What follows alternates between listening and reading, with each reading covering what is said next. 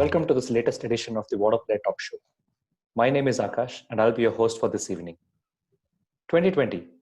This has been a year marred by COVID-19. It's affected the entire world's well-being along with cricket. Many international tournaments were postponed, including ICC's World Cup, men's and women's. In the later part of the year 2020, cricket did make a comeback, with matches being played behind closed doors, what we now call as the biosecure bubble. 2021, we hope the normalcy is restored in the world as well as the cricket season. With plenty of series lined up for this particular year, let's shift our focus to the first of such series, which is between Sri Lanka and England. To discuss this, I have with me two of my fellow Waadaplaya members, Mithun G. Ramesh and Vishak Shankarnarayan. Hi guys. Hi. Hi Akash. Hello. I guess you guys are following the India-Australia series. It's been on the topic on and off the field as well. 36 Melbourne surprises, injuries after injuries, biosecure bubble misses, and of course the latest one, the racial abuse. What are your views regarding this? It is pretty disgusting, actually. It's something which could be avoided, and the crowds need to behave themselves, according to me. And Cricket Australia needs to condemn this and take proper action. And even Ashwin or somebody has mentioned, many people have mentioned that this is not new and this always happens at Sydney. So this has to be taken seriously and serious action needs to be taken on. Yeah, I completely agree with what Vishak was saying. Racial abuse is something now the entire world is taking it seriously. So it's time for everybody to show some maturity and stop abusing racially, anybody it might be, and encourage people to come together and play as a whole group rather than abusing someone. It's totally unacceptable, and Cricket Australia has to take some serious action here and educate people before the game that they should not be abusing anybody and impose strict fines. So that's way that people might learn from this. Completely agree with you both. I mean, cricket is a gentleman's game, as everybody knows. There should be no place for racial abuse or any kind of politics in this. Okay, so let's shift our focus to the main topic today, which is Sri Lanka versus England at Galle. 14th of January is the date when the first test is going to be held. So looking at the previous series which happened between England and Sri Lanka in the shores of the Emerald Island, England just romped through Sri Lanka and took the series 3-0. Do you guys expect the same thing to have repeat, or do we see Sri Lanka coming back this series? Sri Lanka will make a stronger comeback this time. I think England are without two of its best players, Ben Stokes and Jofra Archer. So they will definitely miss them. They will definitely miss Ben Stokes' all-round ability and Jofra Archer's raw pace. So, and they might be forced to play some debutants or some new players instead. And I think England also is a little weak in the spin department with Moeen Ali down due to COVID-19. So I think Sri Lanka have an upper.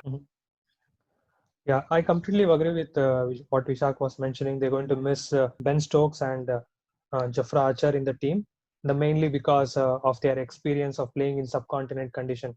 And also at the same time, the coach clearly mentioned saying that they are looking at rotation policy of giving rest to the key players at right time, so that throughout they'll remain fit throughout the year because of the long summer cricket coming up in England for them. So they are looking at rotation. So each player will not be played for a long time. They'll be given rest at the right time. So that was their strategy, and they are sticking on to it. It's going to be a huge challenge for them because most of their players are coming for the first time to Sri Lanka, and they are not used to the Sri Lankan conditions. So it will be a challenge.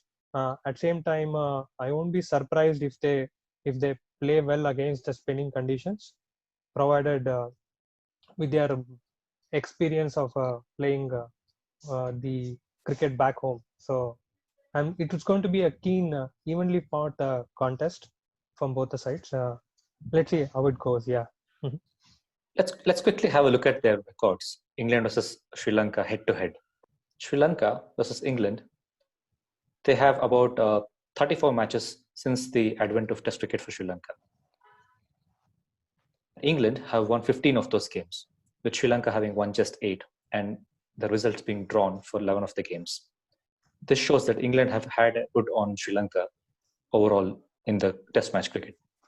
And especially considering the latest series, which went England's way, we could be in for a good fight here from Sri Lanka. So let's go back to the discussion. England have appointed Jack Callis as the batting consultant for this particular series. What are your views regarding this? Could they have opted for any subcontinent batsman rather than Jack Callis? But you must mention that Jack Callis has an average of 55 in 25 tests in subcontinent conditions. As you mentioned, Jack Ellis has a very good average in subcontinent conditions and is a class act. So I don't think it is a mistake by them to go for Jack Ellis. It will be a very good option. He is technically perfect. He knows how to play. He is a very good player of spin, and he will guide the England players on how to go about these conditions especially when you are expecting ranked turners, which will be provided in Sri Lankan conditions. So Jack Ellis is a very good addition to England in this tour, actually. And I think he will be part of the India tour as well, and he will be a valuable addition to them. Mm-hmm. Yeah, that's right. Jack Callis will bring good experience back of him, and this will help in both batting as well as bowling for the England team, because he was a very good all-rounder and he has performed really well on the subcontinent conditions. So this will be a very good addition to them, value add for the coaching department for the England team. And also at the same time, most of the players from England come from South Africa, so that will also give him a opportunity to interact with them better, and that would have been difficult if they had a subcontinent player guiding them. So I feel that's the edge for them there. Mm-hmm. The mention of ranked turners actually reminds me of the warm-up match here at Hambantota. It was nowhere close to a ranked turn. In fact, it was a green wicket. Do you think it was clever from the Sri Lankan cricket board to provide such a pitch to these guys? Definitely very clever from the Sri Lankan team. If you see that in the last decade, this is the second time that England are going into a series without a warm-up. The last time being in 2016 in India, when they did not even play a single warm-up and directly ran into the test series. But in that series, they had actually had a series against Bangladesh and they came over to India. So they had some taste of the subcontinental conditions. But this time it's a completely different task. And they did not have any warm-up matches as well. And it was just an intra-squad warm-up match, and they gave a green pitch, completely opposite to what they are going to get it in test matches. So very clever from Sri Lanka cricket, and trying to make sure that they are taking full advantage of the home conditions. Yeah, the England coach has already mentioned that, saying that it's very unfortunate they were given such conditions for practice game, and also the day 2 was washed out because of rain. They did not have a practice for the day 2. So it's going to be a huge challenge for them. This is the first time they are getting into such big tournament test series without any practice. It's going to be difficult for them to play against the ranked turners. It's going to be a turning wicket, it's for sure, in Galle. So it will be a huge challenge. Yeah. Two prime bowlers of England at their primes, Stuart Broad and James Anderson. Do you expect both of them to play, or one of them, because they also have an Indian series coming back to back after this? So they have to be careful about their workload. I personally feel they will be rotated. And Stuart, as Mithun already mentioned, that the England coach Silverwood has already mentioned that the players will be rotated. So I think one of the matches Stuart Broad will be playing, and for the other match James Anderson will be playing, depending on the conditions. Mm-hmm. Yeah, definitely they're going to rotate because of the conditions in which they are playing. Subcontinent, you might not need 2 quickies bowling, so they need more of spinners. So that's why they're going to rotate the bowlers and keep them fresh for the India series. Yeah. Yeah. So talking about the 11, so let's quickly have a look at the playing 11 from both the sides here. Okay. So these are our predicted 11s for Sri Lanka and England. Sri Lanka, we must remember, had been marred by injuries in the South Africa tour. So some of the players are actually returning from injuries. Let's quickly take a look at the 11 here. Sri Lanka starts with Dimuth Karunaratne and Kusal Perera opening. Kusal Mendes, 1 down. Dinesh Chandimal, a returning Angelo Matthews, Niroshan Dickwella, and their 3 spinners, Manindu Hasoranga, Dilruwan Pereira, their lead spinner, and Lasith Embuldania. Their 2 seamers, of course, are Suranga Lakmal, the experienced campaigner, and Vishwa Fernando, the left-arm seamer. Coming to the England 11, we have Dominic Sibley and Zach Crawley, who have performed well in the recent series. Johnny Bairstow is making a comeback and most likely is going to slot in at number 3. Joe Root, their ever-dependable captain. Oli Pope, their young Turk. Josh Butler, Sam Curran, Tom Bess, Jack Leach, and there is an option between choosing between the fast bowling of Mark Wood or Stuart Broad, or they're going to opt for a third spinner in Mason Crane. And of course, the Jimmy Anderson, the experienced Jimmy Anderson. So what are your views, guys, for these two 11s? Sri Lanka 11 pretty much looks settled. It's good news for them that their players are coming back from injuries, except Dhananjaya De Silva. I think they will be missing Dhananjaya De Silva's all-round abilities, considering he did well in South Africa, and he's also an off-spinner. So they will be forced to go with 3 spinners in his absence. Otherwise, they might have considered playing 2 spinners and him as an all-rounder, and they might go with 3 spinners. Now that Dhananjaya De Silva is not available, this 11 looks pretty much settled. And we're not sure about whether Angelo Matthews will bowl because he's just coming back from an injury.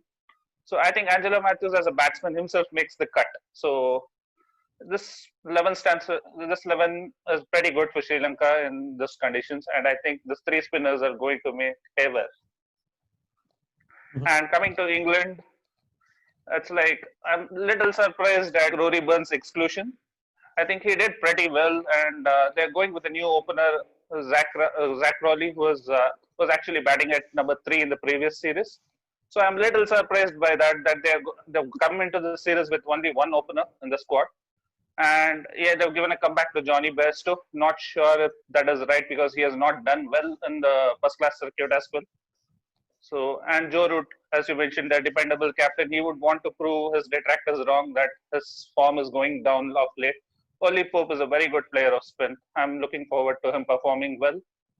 I would have gone with Chris Wokes had he been fit. Now that he has been quarantined, I think Sam Curran is a very good option. And the rest, the options between Stuart Broad, Mark Wood, or Mason Crane, I think they will still go with Mark Wood. They might play one of Jimmy Anderson or Stuart Broad.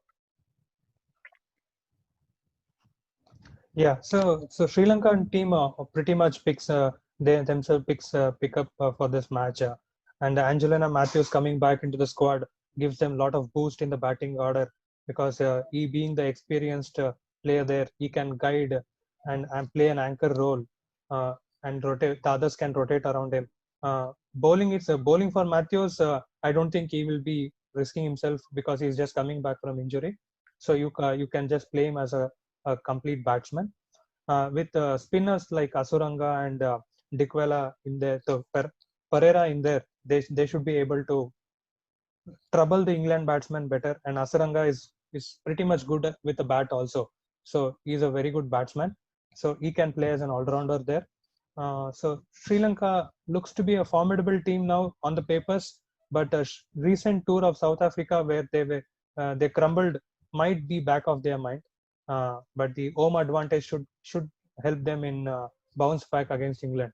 At same time, if you look at the England batting lineup, Sibley is not that good when you come against spin, and also he's a little bit shaky as an opener. What I've seen in recent past again in the Pakistan series, Crawley will be tested, but again the lack of subcontinent experience might just be a case here for England with all the players.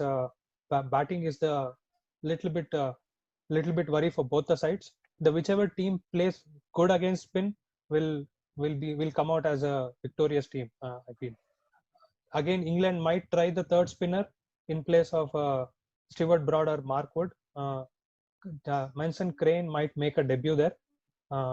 Again, it depends on the pitch on the Galle wicket. So maybe in a day or two, we'll be able to get a clear picture on the third spinner, or it's going to be 2 fast bowlers and 2 spinners. Sri Lanka have never had a dearth of spinners. We've seen Herath being overshadowed by Muralidharan in the past, and Dilruwan Perera himself being overshadowed by Rangana Herath in the past. Do you see Dilruwan Perera now leading the spin attack for Sri Lanka? Yes, Dilruwan Perera is pretty much experienced himself. He has over 200 wickets, I guess, for Sri Lanka, and he's pretty experienced in Sri Lankan conditions, and he's a proven performer there. So you would expect him to lead the attack and guide the other two spinners in Embuldinia and Hasaranga, and guide them along when they're bowling. So he would be expected to take the lead role. And one more advantage for them is like the comeback of Suranga Lakman. So he missed the South Africa series. Definitely they missed him that he is the lead pacer and he takes wickets with the new ball. And he also comes back with an old ball and he performs pretty well. So that is a very valuable addition for Sri Lanka. Yeah, completely agree with Vishak. For Dilran Pereira will be able to deliver as a lead spinner because he has already played along the side of Muralidharan and Rangana Herath in the past. So he has been well trained and groomed by them. So I'm looking forward to him taking up a lead spinner role and leading the attack from the front. And with Lakmal back into the team, he'll be able to bowl better in the Sri Lankan conditions because of his reverse swing abilities. Yeah.